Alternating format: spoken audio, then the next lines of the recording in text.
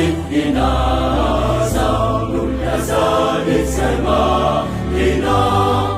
isay mamoakatsy sinale izay mahaliny tsisy mamo fampatapatro fampasapatro fampamanagano kely ialala ikandrina nititeniko itanina itereniko aritsinandanyanaraku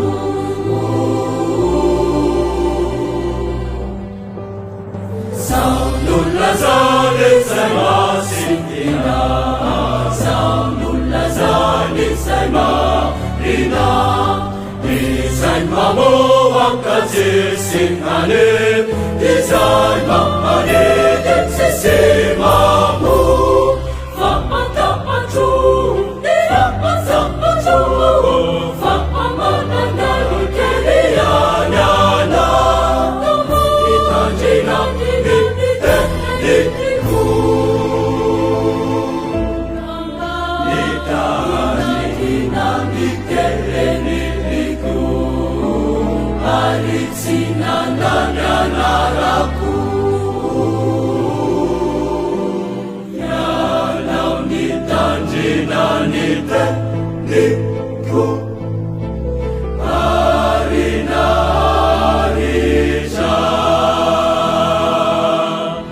sapusayaruanau amini fakampana mudiatano mafi izayanananau masisiakani sajumulinaita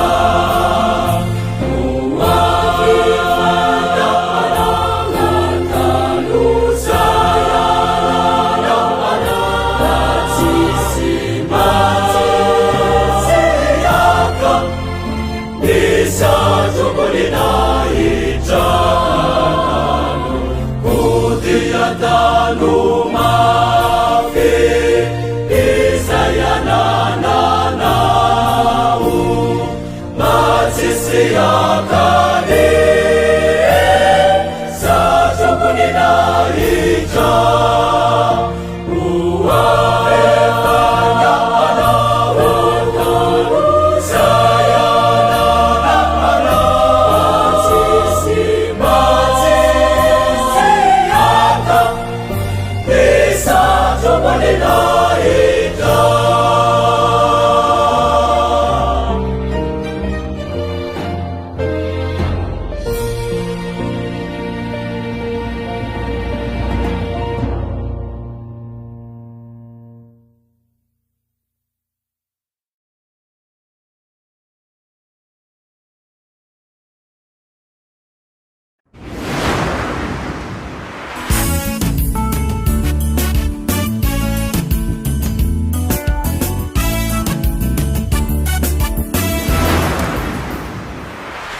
faly miaraba antsika rehetra zanaky ny fiangonana loterana malagasy izay manaraka ity fampianarana androany ity alohan'ny irosoantsika amin'ny dinidinika sy ny famelabelarana dia hiara ivavaka aloha isika sotranao jesosy noho ity fotoana ity izay ahafana indray mihaino anao manaraka ny fampianarana izay omenao anay indray amin'ity fotoana ity ary mangataka indrindra ny fanahy masinao taridalana azavelan'ny feoko no eno fa ny feonao ary azavela izany ho hita fa ianao ny anaran'i jesosy no angatahako izany amen.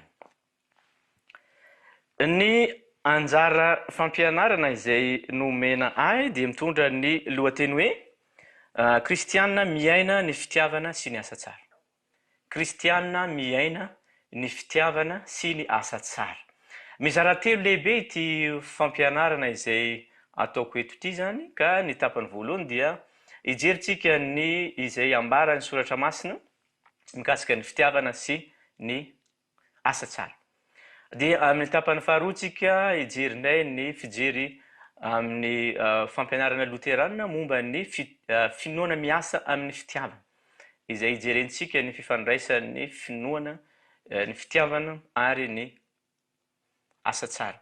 Ary amin'ny tapany fahatelo farany dia ijeritsika ny fomba ny aina ny fifoazana na izay ampianarany fifoazana mikasika an'izany fitiavana sy asa tsara izany.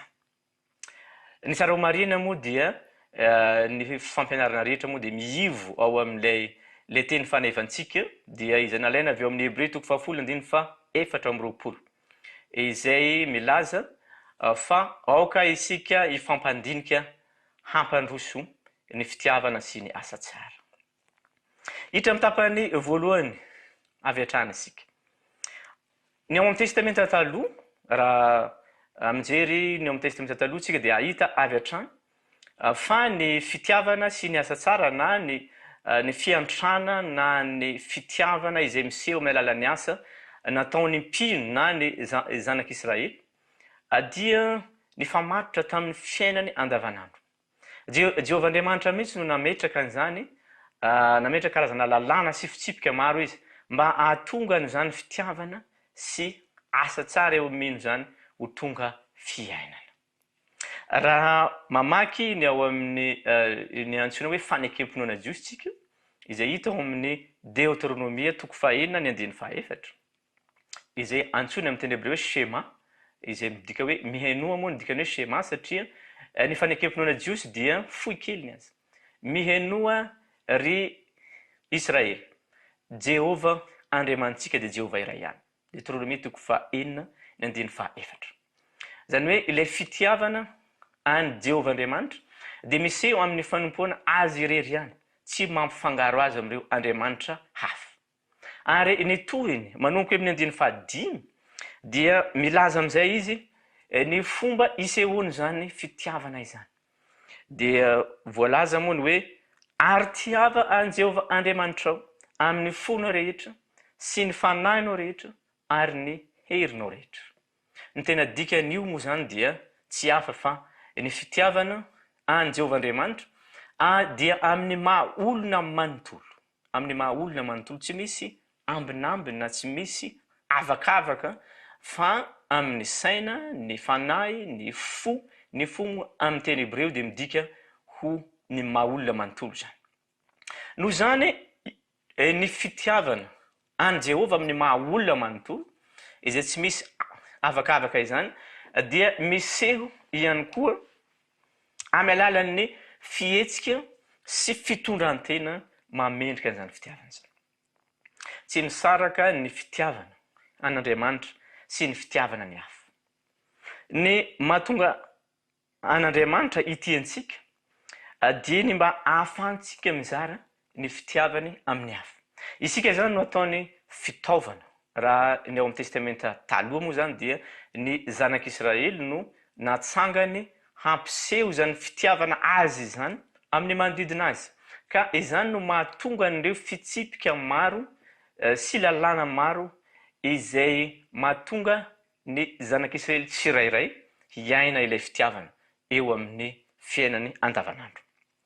Ireto azy misy fitsipika sy lalàna vitsivitsy izay hojerentsika momba izany nanaovan'Andriamanitra izany fitsipika sy lalàna izany mba ho tonga fiainany zanak'Israely.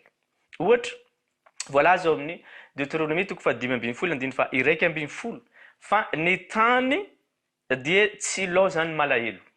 Koa izany no andidiko anao hoe sokafo tsara amin'ny rahalahinao ny tananao dia amin'ny malahelo sy ny mahantra eo amin'ny taninao.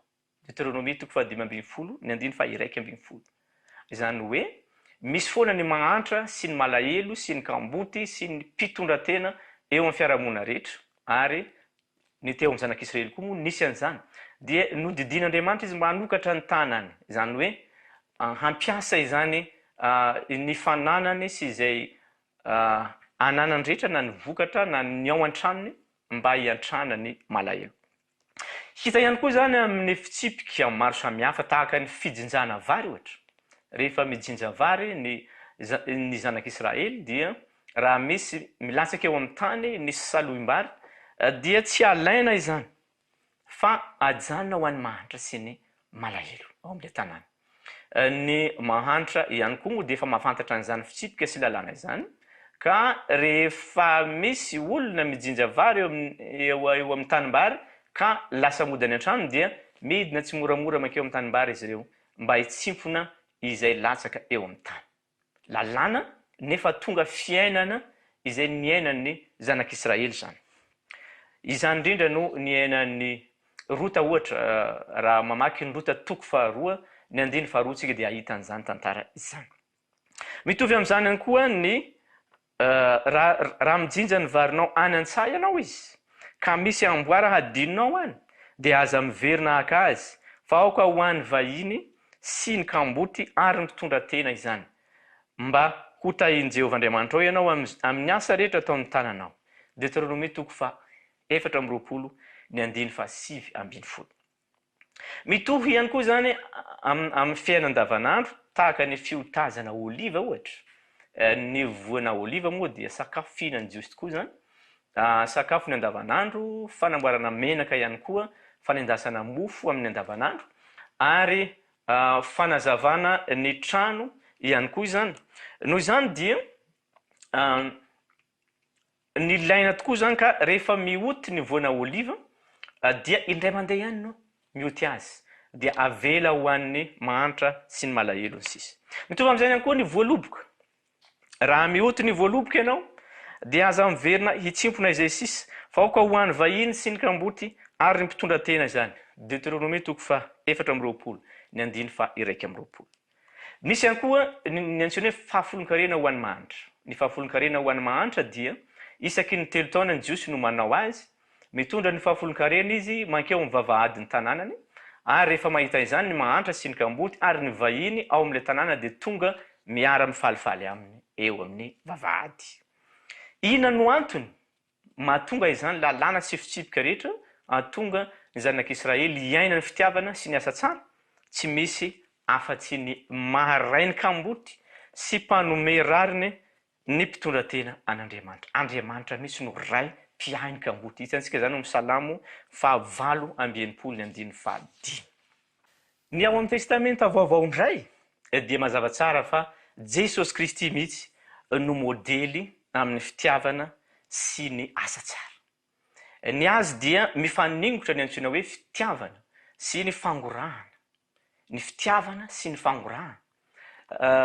Ny Andriamanitra rehetra tany amin'ny faritry ny Proche Orient dia tsy dia nahitana loatra izany toetra n'Andriamanitra mamindra fo sy mangoraka izany. Fa ny Andriamanitra Bala ohatra dia mpamalifaty, mpandatsaka varatra, mpamono, fa Jesosy kosa dia voalaza mazava tsara fa Andriamanitra niaina ny fangorahana sy ny fitiavana. Nangoraka Jesosy noho ny fitiavana ka tsy nahazaka ny fahoriany ireo vahoaka izay manodidina azy. Hitantsika izany tamin'ireo olona marary, ireo olona noana izay nomeny hanina, ny maty aza dia natsangany, niaraka tamin'ny boka sy ny ferena, ireo olona izay voalaza ny fiarahamonina fa voailikilika sy mpanota matevi-kotra tahaka ny mpamorietra sy ny mpijangajanga navelany eloko. Nantsona mihitsy aza izy fa sakaizany mpanota.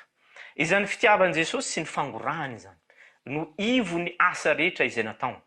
Satria ny azy tsy mba fihetseham-po ny fitiavany fa miasa avy hatrany. Ny fitiavany dia hitavongana tamin'ireo asa izay nataony andavanandro tamin'ny fanomezana sakafo, famelana ny eloko ny fahavalony, ny fahavalo izay efa hamono azy mitondra sabatra dia nositranany. Ny fahavalo niara voaomby taminy izay alazaina fa kriminel dia navelany heloka. Ary izany fihetsika sy fitondrantena izany no nampianarin' Jesosy ny mpianatra. Nampianariny fa ny fibebana marina, rehefa mibebaka marina ny olona, dia tsy maintsy hita eo amin'ny fiainany ihany koa ny vokatra zany fibebana izany amin'ny alalan'ny voa miendrika ny fibebana. Mateo 7:9. Nolazain'i Jesosy koa mamoaza voa miendrika ny fibebana ianareo. Io no ampianariny ihany koa amin'ilay fanoharana malaza momba ny Samaritana tsara fanahy. Samaritana izay fahavalon'ny Jiosy, saingy io Samaritana io no niverina ka namonjy sy nitsabo nandany ny fananany tamin'ilay olona izay heverina ho fahavalo. Ireo mpivavaka izay hoany amin'ny tempoly tahaka ny mpisorona sy ny levita dia nandalo fotsiny. Izay raha jerena amin'ny fanoharana io dia fivavahana diso satria amin'i Jesosy dia ilay mamonjy ny ain'olona sy mamelona azy mandany ny fananany hitsaboana ny feriny dia efa mihoatra lavitra no ilay vavaka atao any amin'ny tempoly izay ataon'ity mpisorona ity. Io no ivon'ny asa tsara izay nampianarin'i Jesosy. Izany rehetra izany dia tsy maintsy manomboka amin'ny fahasoavan'Andriamanitra. Satria ny fahasoavana no iantsoany ny mpanota ho amin'ny fibebahana. Ilay asa tsara atao dia vokatry ny fahamarinana sy ny fanamarinana, fa tsy zavatra natao azahoana famonjena. Tsy antony famonjena ilay asa tsara, fa vokatry ny famonjena, ny fiaonana manokana amin'ny Kristy izay manova ny fiainan'ilay olona. Manana trosa ny kristianina. Nampianarin'i Paoly zany ao amin'ny Romanina 3:7-9.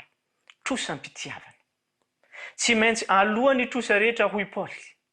Tsy maintsy alohan'ny trosa rehetra. Afa-tsy ny fitiavana ihany. Ny trosampitiavana dia mandrakizay. Ho foana daholo na ny fanantenana na ny finoana rehefa miaona amin'Andriamanitra mandrakizay isika. Fa ny fitiavana kosa haritra mandrakizay. Ny trosampitiavana dia tsy mety ho voaloha satria asa mandrakizay tsy maintsy ataon'ny mino rehetra.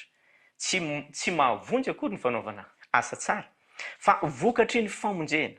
Ny hitantsika amin'ny Efesiana 2:2-10 dia milaza fa asany isika voaforona tao amin'ny Kristy Jesosy mba hanao asa tsara izay namboarin'Andriamanitra rahateo mba handehanantsika eo aminy. Ny antony namorona n'Andriamanitra sy ianao dia ny hanao asa tsara ao aminy. Izay ny amin'ny tapany voalohany satria mizara telo moa ilay fampianarana dia ny voalohany zany dia ny resantsika mikasika izay ambaran'ny soratra masina mikasika ny finoana, ny fitiavana ary ny asa tsara. Izao ndray tsika dia hiditra amin'ny tapany faharoa dia ny fampianarana loterana mikasika ny finoana miasa amin'ny fitiavana. Isan'ny zavatra izay notoerin'ny Martin Luther mafy ny fivarotana famelan-keloka. Kanefa ankoatra izany ihany koa dia isan'ny zavatra izay tena notoerin'ny mafy ihany koa ny fampianarana izay nanindry fa ny fampiasan-tena, ny fampijalian-tena, ny fanaovana asa tsara maro isan-karazany dia mahatonga an'Andriamanitra hanamarina ny mpanota ka hahatonga azy ho voavonjy. Notoerin'ny Martin Luther izany ka notsindriany mafy, notsindriany tsara, fa tsy misy afa-tsy ny fahasoavana no fanombohany famonjena ny olona. Ny fahasoavana izay omen'Andriamanitra maimaimpona ny mpanota, ny fahasoavana izay anokafan'Andriamanitra ny varavarany famonjena sy ny fibebahana ho an'ny mino no ho an'ny mpanota amin'ny alalan'ny finoana an'i Kristy Jesosy. Io no loharano, io no varavarana idiran'ny mpanota ho amin'ny fibebahana. Rehefa mibebaka ny olona dia ny zavatra notsindriany Martin Luther mafy dia misy fiovam-penitra mahery vaika eo amin'ny fiainana. Dia izay vokatry ny fanamarinana azy, vokatry ny asany fanahy masina ao aminy. Dia misy toetra na fitondrantena na fiainana vaovao izay iainan'ilay olona. Azavaiko.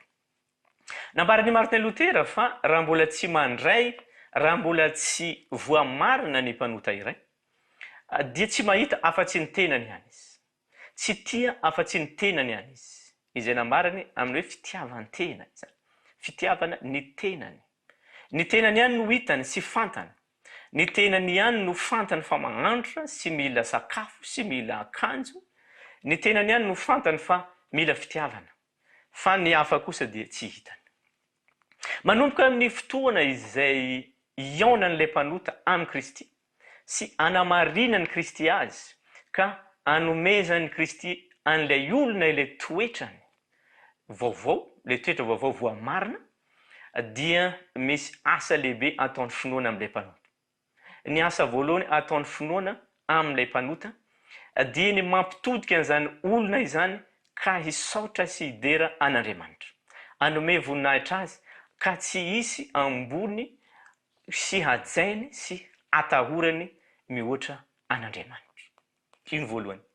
Ary ny faharoa dia ny fandrodanan'ny finoana an'ireo rindrim-be izay nanakona azy tsy ahitany manodidina azy, manomboka amin'ny fotoana izay ibebahany sy nanamarinana azy, dia misokatra ny masony, hitany daholo ireo manodidina rehetra, ireo namany mahantra, tsy manan-kohanina, ireo malahelo, ireo voahitsakitsaka ny zony, ireo voaporotra, ary tsy voatanany zany satria efa tafafindra tao amin'ilay fitiavana sy fangorahan'i Kristy, ka atosika ilay fitiavana sy fangorahan'i Kristy indray izy mba hitia ny manodidina azy. Io no fototra lehibe. Rehefa nampianatra mikasika ny epistily ho an'ny Galatiana Martin Luther amin'ilay boky izay momba ny hoe ny fahafahana kristiana, izay boky malaza izy io satria ahitana ny etika ny fitiavana sy ny etika sosialy ny fampianarana Luterana, dia ao anatin'ny boky izy no mamelabelatra ny fifandraisan'ny finoana sy ny fitiavana ary ny asa tsara. Ary dia azo fintina amin'ny teny telo zany, dia ny hoe finoana miasa amin'ny fitiavana. Voalazan'ny Martin Luther izay isan'ny citation malaza fa ny kristiana dia tsy mpanompo nizaniza fa olon'afaka. Olon'afaka tanteraka izy ary tsy mpanompo nizaniza, tsy andevo nizaniza intsony. Kanefa izay toa mifanohitra amin'izany, kanefa mifanindran-dalina dia ny hoe na dia olon'afaka ary izy dia mpanompo ny rehetra. Olon'afaka ny kristiana, tsy mpanompo nizaniza, tsy andevo nizaniza, kanefa mpanompo ny rehetra. Ino ny tena tiany Martin Luther lazaina amin'izany fanambarana toa mifanohitra izany? Hitantsika izany amin'ny fampianaran'ny Paoly. I Paoly dia nampianatra fa olon'afaka ny kristiana raha mampianatra ny Galatiana. Io fampianaran'ny Paoly io no nosokafany Martin Luther bebe kokoa ary nazavainy amin'ny contexte vaovao. Nambarany fa ny famonjen'i Kristy, ny fanamarinan'i Kristy dia nanafaka antsika amin'ny devoly ny fahafatesana ary karazana fangejana maro izay mpandringana ny olombelona. Olon'afaka ny kristiana, tsy andevo ny devoly intsony, tsy andevo ny ota intsony, fa voavelany elo, voalohany trosany afaka izy. Kanefa izany fahafahana izay nomeny Kristy azy izany dia mahatonga azy ho mpanompo ny hafa. Sady mpanompo ny Kristy izy no mpanompo ny hafa, ireo izay manodidina azy. Araka ny fampianaran'ny Paoly dia izy izay efa voalazako tery ambony moa zany dia manana trosa isika, dia trosam-pitiavana izay tsy mety voaloha. Ary dia io no mampanompo, io no andevo ny hafa, mampanompo ny hafa ny kristiana. Tonga mpanompo ny hafa izy, ka tsy maintsy manompo. Tsy maintsy manompo ny hafa satria efa nahafahany Kristy tamin'ireo nangeja azy, dia tonga mpanompon'Andriamanitra ary dia tonga mpanompo ny hafa amin'ny alalan'ny asa tsara izay ataony. Izao nambaran'ny Luther. Ny kristiana dia amin'ny mampisorona azy dia natao n'Andriamanitra fantsona mahomby ampitany ny fitahiny sy ny fitiavany amin'ny olombelona rehetra. Noho izany dia adidy ny mino rehetra ny ho tonga Kristy eo amin'ny manodidina azy. Adidy ny mino rehetra, andraikitry ny mino tsirairay avy, hoy Martin Luther, ny ho tonga Kristy eo amin'ny manodidina azy. Ina moa ny dikan'izany? Tsy hoe ho tonga Kristy sandoka akory, sanatria, fa ny tiany Luther lazaina dia izay nohamarinina, izay mitafy any Kristy, dia manana ny toetra ny Kristy, izay feno fitiavana sy fangorahana ny manodidina azy ka tsy maintsy manompo, tsy mahay, tsy manompo ny hafa ny mino. Tonga manao ny asan'i Kristy, mangoraka, manasitrana, manome sakafo, miantra, manome fampaherezana, mampitraka, manafaka izay voagadra ny mino. Ny asan'i Kristy rehetra dia ataony ka rehefa mahita azy ny manodidina azy dia toa mahita ny Kristy velona eo amin'ny fiainany.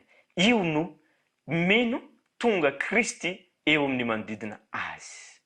Izany fampianaran'ny Martin Luther izany ihany koa dia notsindrieny amin'ilay citation malaza hoe ny mino dia tsy mba mitady asa atao fa amin'izay rehetra misy azy, hoy Martin Luther, dia mahita asa atao azy izy. Amin'izay rehetra misy azy dia tsy maintsy mahita asa atao azy izy, satria lasa fiainany ny manompo sy ny manao asa tsara. Lasa tsy velona izy, tsy mahazo aina izy raha tsy manao asa tsara, satria tonga fiainany, tonga Kristy eo manodidina azy izy. Noho izany dia raha te hiaina marina n'ilay fanevantsika isika dia tsy maintsy miaina sy manaraka an'izany fampianaran'ny soratra masina sy fampianaran'ny Martin Luther izany.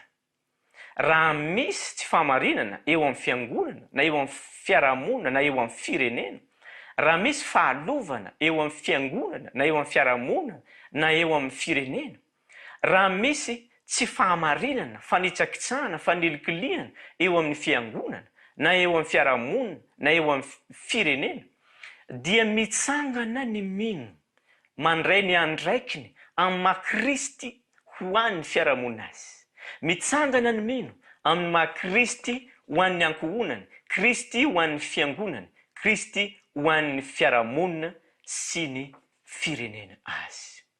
Tsy mahazaka tahaka ny tsy nahazaka amin'ny Kristy mahita ny fahalovana na ara-pivavahana, ny ara-sosialy.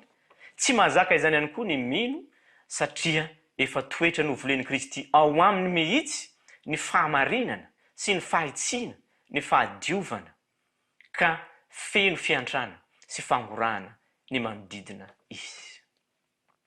Ndao ary hojerentsika amin'ny tapany fahatelo farany ny mikasika izay ampianariny fifoazana, mikasika izany fitiavana sy ny asa tsara izany. Maninona moa isika no miresaka fifoazana? Tsy ampy ve ny soratra masina sy izay ampianariny finoana Luterana? Ny antony mahatonga amin'ny resaka amin'ny fifoazana foana dia satria ny fifoazana dia teolojia tena malagasy, teolojia izay mitondra loko malagasy, teolojia mivolontany malagasy. Izany fifoazana izany napetrak'Andriamanitra mba hifanaraka amin'ny contexte sy toe-javatra izay iainan'ny malagasy. Ndao nge hojerentsika kely ny fotoana sy ny toe-javatra izay nahatonga manodidina ny fironana fifoazana tamin'ny faramparany taonjato fa 720, manodidina ny taona 520 sy 790. Vao manomboka ny fanjanahantany ny teto Madagasikara.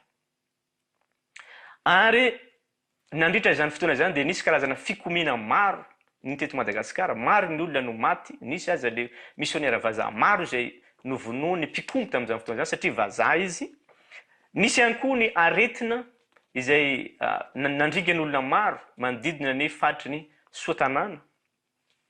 Maro ihany koa ny zavatra nampanahirana ny vahoaka tahaka ny hetra be izay tsy maintsy naloa sy ny sisa. Nisy arety mandringana, hetra, fanjanahantany, famonoana, fahantrana. Ao anatin'izany contexte izany no namoazan'Andriamanitra ny dada Rainsoalamo. Ary nitondra ny teolojia izay tena mitondra ny volontany malagasy, na ny fitafiana nanaovana aza ny didy mananjara dia fitafiana malagasy fa tsy ilay fitafiana koloniala tamin'izany fotoana izany. Ny fomba fitorian'ny teny dia naka ny volontany amin'ny fomba fanaovana kabary betsileo tamin'izany fotoana izany.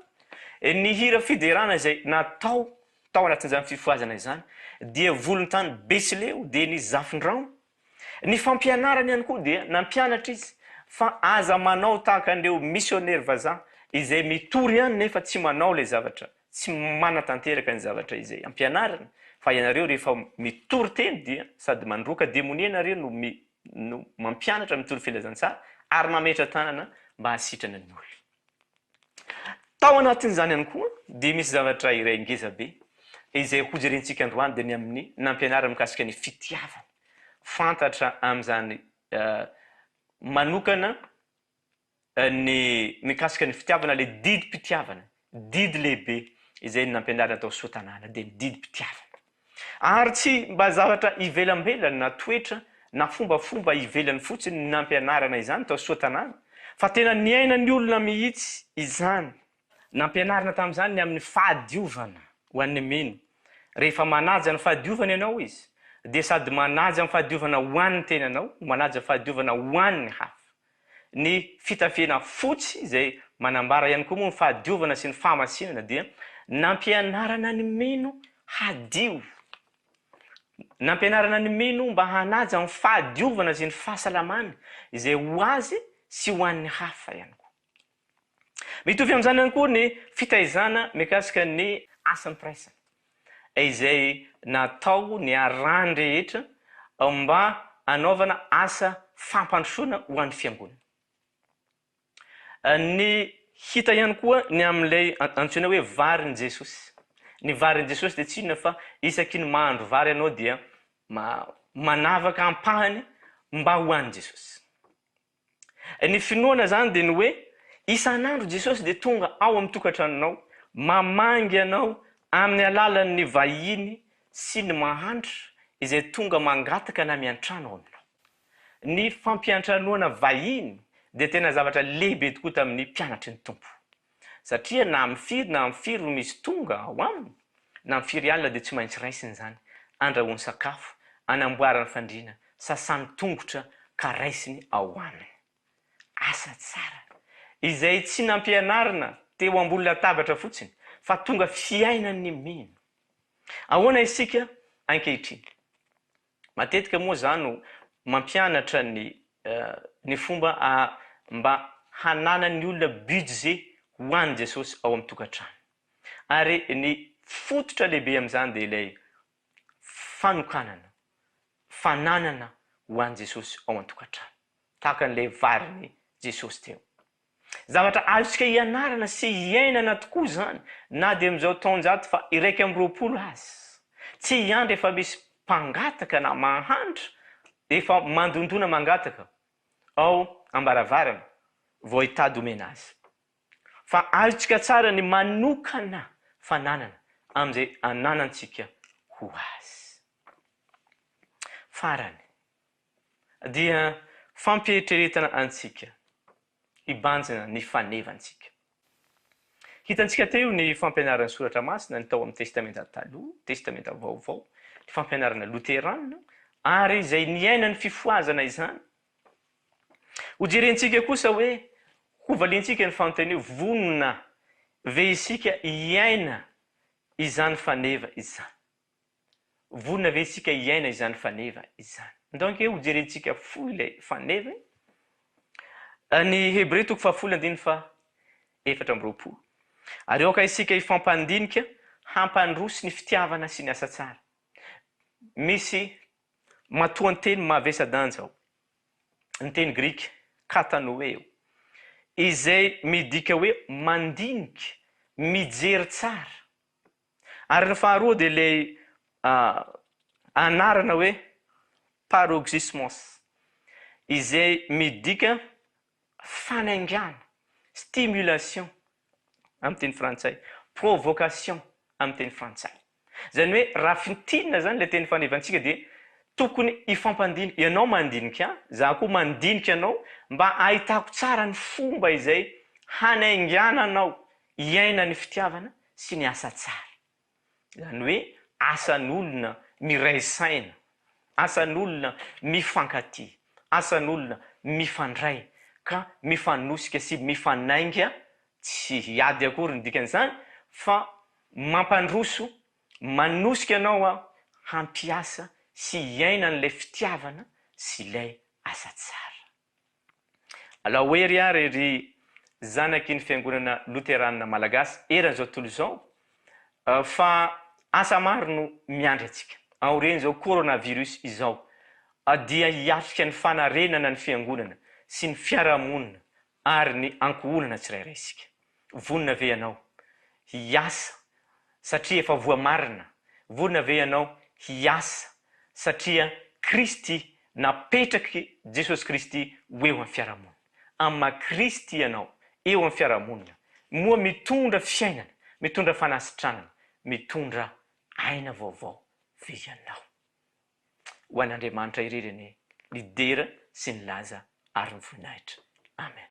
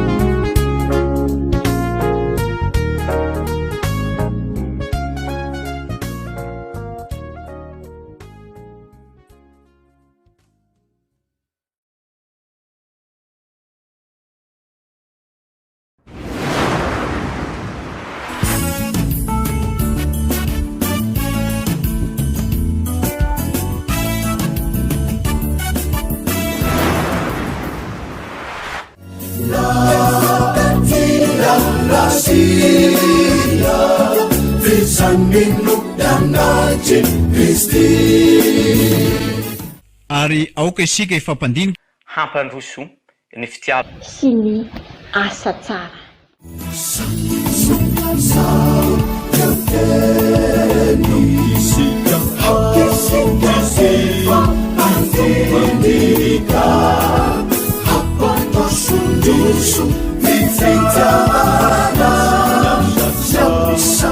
Sarako